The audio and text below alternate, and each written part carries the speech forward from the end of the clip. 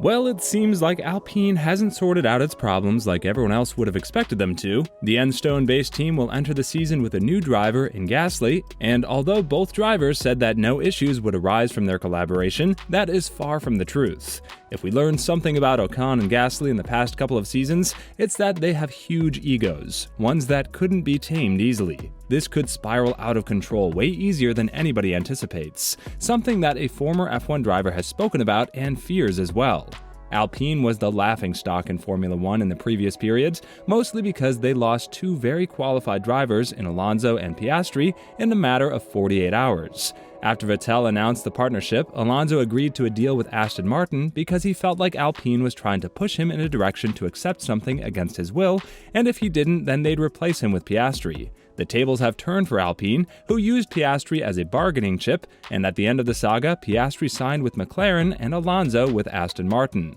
It was a very difficult situation for them to deal with, but luckily Red Bull decided that enough was enough and Gasly needs to seek his luck with a top-performing team, such as Alpine. The good news is that they were able to replace him with Nick de Vries, and the good news for Alpine is that they have a good car and engine to provide for Gasly and Ocon for the 2023 season. Sure, there are some reliability issues that need to be addressed, but if there's one thing that Alpine has shown in the 2022 season, it's that they will definitely fight for high-point finishes from 2023 onwards. What isn't good news is the fact that Gasly and Ocon aren't the best of buddies, and it seems like some old conflicts will interfere with their performance after all. While they gave their word that they wouldn't do any silly moves or mistakes in order to prove that they're the alpha male in the team, it goes without saying that Alpine will have fierce battles in the upcoming season between their drivers. One of the reasons why is that neither Ocon nor Gasly will be willing to back down from a fight, and we've seen that they have nearly the same stats in their careers. The huge difference is that Alpine has always had a good car, and Ocon was also with Force India when they were scoring decent results as well. On the contrary, Gasly was with AlphaTauri for most of his season, spending only 13 races with Red Bull and having a miserable tenure with the senior team. However, after being replaced by Albon for the second half of the 2019 season, it was as if a switch was flipped in Gasly, as he was able to win the 2020 Monza GP with AlphaTauri and score a couple of podiums. Therefore, it goes without saying that Gasly is by far the more talented and better driver than Ocon, and with the older Frenchman having a bit of a hard head when it comes to letting go of his teammate, who is faster, a very interesting period lies ahead of us.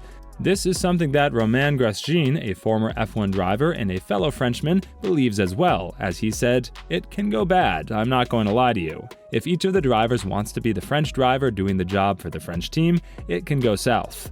But it can go really well too. They're two guys who were not best friends when they were young, but they have matured a lot. They both know what it's like to win a race." And yes, don't forget that Alpine has made a couple of moves to prevent certain situations from escalating, such as dividing the families from attending the same race weekend and sitting down with both of the drivers to talk about silly mistakes and stupid stuff. The CEO of Alpine, Rossi, said that if any of the drivers tried to do something stupid in order to obtain an advantage over the other, just for the sake of their old conflict, they could be fired as easily as they were brought in for the racing position. That is why Grosjean feels like Alpine would have to pay more attention to this whole situation and keep an eye on how the relationship between Ocon and Gasly will develop as time passes. Alpine obviously doesn't want this relationship to deteriorate now that they've finally been able to assemble the all-French team. When talking about this matter, Grosjean said, "Alpine is going to have to keep an eye on the relationship between the two of them. If it starts to be an egg fight to be the best French driver on the grid in the only French team, things can go bad. They both have a Formula 1 win, and if they fit well together and work well together, it can be a very nice and fun success story for a brand like Alpine. That's one of my wishes." Alpine is entering the 2023 season with a lot of challenges, one of which is to prove to the Formula 1 world that they are ready to compete with the rest of the grid. Remember that in the second half of the season, Alpine CEO Laurent Rossi said that the goal of Alpine for 2023 would be to battle Mercedes and Ferrari, not McLaren. These were some difficult words, and it appears that by bringing Gasly, they have finally found the human resource to complete this. What they do not have is perfectly synchronized harmony, something that they would have to desperately work on for the 2023 season. And if we've learned something about Alpine for the 2022 season, it's that they do not pay too much attention to how they treat their employees.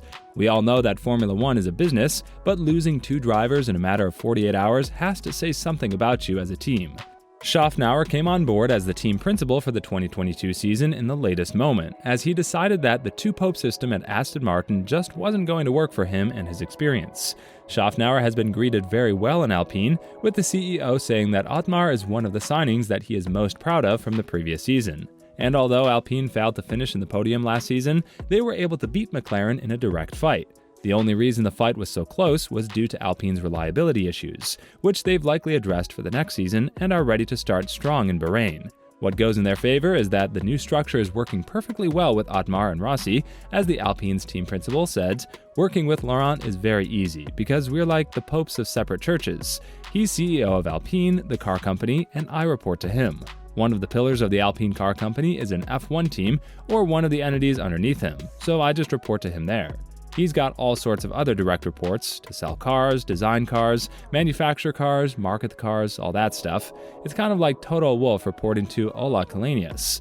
A lot of trust has been put in Gasly and his talent, and Gasly does have a lot of pressure on his shoulders to prove to the world that he can perform well. That is something that Schaffnauer expects as well, and when talking about the 26-year-old Frenchman, he said that he respected Gasly's former team principal, Franz Tost, for not wanting to release him immediately. However, Schaffnauer also understood that Tost isn't the one who'll decide about Gasly's future, and that's why he went over to Helmut Marko asking about Gasly's signature.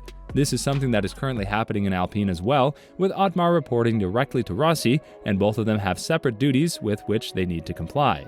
This wasn't something that he was promised at Aston Martin for the 2022 season, which is why he opted to exit the team so late, practically at the last race of the 2021 season. With the arrival of Martin Whitmarsh, Aston Martin was supposed to operate on the two-pope principle, which means that both of them will have equal responsibilities for equal things, regardless of expertise or knowledge. Therefore, it's safe to say that Alpine will have a very interesting period ahead of them. The egos of Gasly and Ocon are going to be something that we need to pay very close attention to, and that is why Grosjean and other experts believe that there are going to be situations like Brazil 2022 between Ocon and Alonso, with the difference that Alonso is now not in Alpine and is replaced by Gasly. However, Ocon needs to understand that Gasly isn't the type of driver to back down from fierce fights. What do you think about the rivalry between Ocon and Gasly? Let us know in the comments below.